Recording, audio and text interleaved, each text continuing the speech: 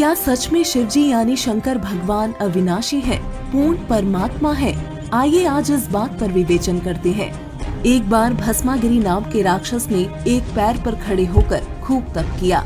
तब माता पार्वती ने शिवजी से कहा कि आपका भक्त आपसे क्या मांग रहा है, वो दे दीजिए।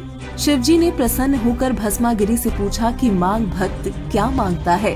तब भस्मागिरी ने कहा कि मुझे आपके हाथ में मौजूद कड़ा चाहिए। उस कड़े की खासियत ये थी कि यदि वो कड़ा पहनकर किसी के सिर पर हाथ रखकर भस्म कह दिया जाए तो सामने वाला व्यक्ति तुरंत भस्म हो जाता था। शिवजी ने सोचा कि ये भक्ति करने वाला प्राणी जंगलों में रहता है, इसलिए जंगली जानवरों से बचने के लिए इस कड़े को मांग रहा होगा। शिवजी ने उसे वो कड़ा निकाल कर दे दिया। कड़ा पहनते ही भस्मागिरी बहुत जोर से हंसा तथा कहा कि हे शिव शंकर, सावधान, अब इस कड़े से मैं तुझे मारूंगा तथा तेरी पत्नी को अपनी पत्नी बनाऊंगा।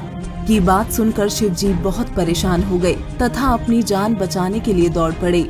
आगे आगे शिवजी, पीछे पीछे भस्मागिरी।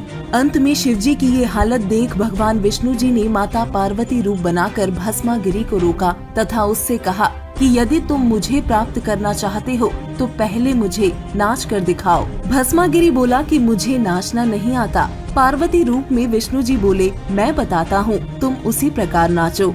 जैसे ही भस्मागिरी का हाथ उसके सर पर आ गया, तभी विष्णु जी ने कहा, भस्म हो जा। और भस्मागिरी उसी समय भस्म हो गया तथा उसके बाद उसका नाम भस्मासुर कहलाया। जब शिवजी को भस्मासुर के भस्म होने के बारे में बताया गया तो उन्हें यकीन नहीं हुआ। जब भस्मासुर की राख देख ली तब उन्हें शांति हुई। इससे स्पष्ट होता है कि शिवजी ना तो अंतर्यामी है, क्योंकि उन्हें ये पता ही नहीं था कि सामने वाला व्यक्ति किस उद्देश्य से तप कर रहा है, तथा ना ही अविनाशी परमात्मा है।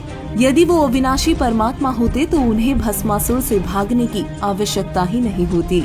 आध्यात्म की ऐसी ही सत्य जानकारी के लिए चैनल को भी सब्सक्राइब करें।